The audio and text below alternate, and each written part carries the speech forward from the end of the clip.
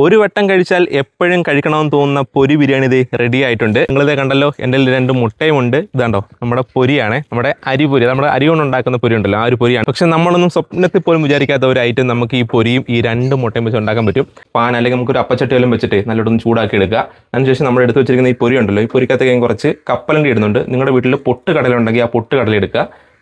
എന്നിട്ട് ഇത് മുഴുവനായിട്ടും ഇട്ട് കൊടുത്തിട്ടുണ്ട്.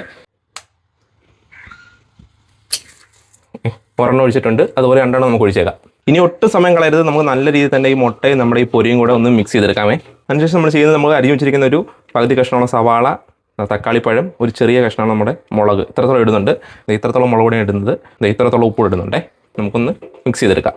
അപ്പം തീർച്ചയായിട്ടും നമുക്ക് എല്ലാവർക്കും നമ്മുടെ വീട്ടിൽ ഉണ്ടാക്കി നോക്കാൻ പറ്റുന്ന സാധനം തന്നെയാണ്.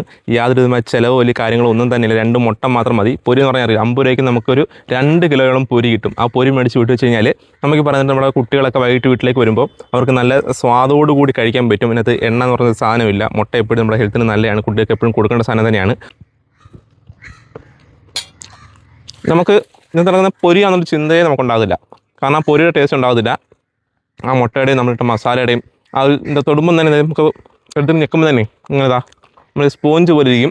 നല്ല രസമാണ് കഴിക്കാൻ, നമുക്ക് ഹെൽത്തിന് നല്ലതാണ്. തീർച്ചയായിട്ടും ഒരു വട്ടമെങ്കിൽ ഒരു വട്ടം നിങ്ങളൊന്ന് ഉണ്ടാക്കി കഴിച്ച് നോക്കണം. നമ്മൾ വീണ്ടും വീണ്ടും ഉണ്ടാക്കി കഴിച്ചിരിക്കും.